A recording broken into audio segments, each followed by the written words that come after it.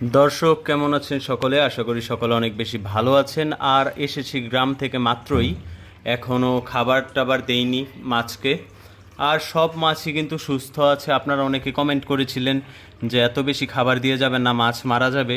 আসলে মাছকে যদি আমি খাবার না দিয়ে যাইতাম তাহলে এসে দেখতাম যে মাছ মারা গেছে। তো মিনিমাম একটা খাবার তো দেওয়া যেতে হয়। বেশি দেয় নেই, যতটুকু পরিমাণ ছিল ততটুকুই দিয়েছি। আর মাছ এবং প্ল্যান্টসের অবস্থা সবই ভালো। আর এখন আমি একটু খাবার দিব এদেরকে, আমি দেখাচ্ছি কতটুকু খাবার দিব। এখান থেকে খাবার নিয়েছি এতটুকু, এতটুকু পুরোটাই দিয়ে দিব এখানে।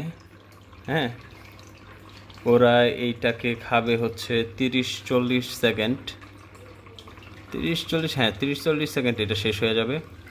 আর ওদেরকে এখানে আমি অলরেডি একটা শ্রিম্পদের জন্য প্যালেট দিয়ে রাখছি, খাবারের ফুড প্যালেট।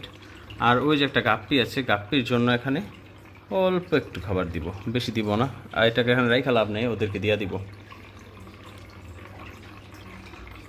এই তো গাপ্পিও খাচ্ছে। আর আপনারা এইভাবেই আমারটা দেখা দেখে মাছের যত্ন নেবেন, আশা করি মাছ আপনাদের ভালো থাকবে। আর যারা একটু বেশি পাকনামি করবেন তাদের মাছ কিন্তু মারা যাবে, যে বেশি খাবার দিব না হ্যান ত্যান। বেশি খাবার না, ঘুরতে যাবেন 3-4 দিন, মাছের খাবার যদি না দিতে পারেন তাহলে অবশ্যই একদিন ভালো খাবার দেওয়া যেতে হবে। আবার এমন না যে পুরা খাবারের বাটি ধইরা ঢাইলা দিয়েছেন পুরাটা, তাইলে আবার সমস্যা। সো ওইভাবে আমি যেভাবে দিচ্ছি ওইভাবে গুরুত্ব নেবেন। আর এই যে দেখছেন মাছের বাচ্চা, আপনাদেরকে দেখাইছিলাম যে কত ছোট ছিল, এগুলো কিন্তু বড় হয়ে গেছে।